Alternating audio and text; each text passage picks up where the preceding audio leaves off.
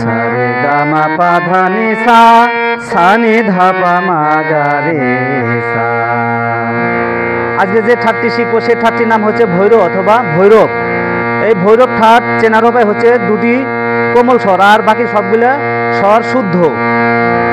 সা রে, এখানে রে, রে কোমল, গা মা পা ধা, ধা কোমল, নি সা, সা নি ধা পা মা গা রে সা। সহজ উপায় সেটি হলো দুটি কোমল স্বর আর বাকি সবগুলো স্বর শুদ্ধ। আরোহ সা রে গা মা পা ধা নি সা। এবার অবরোহ সা নি ধা পা মা গা রে সা।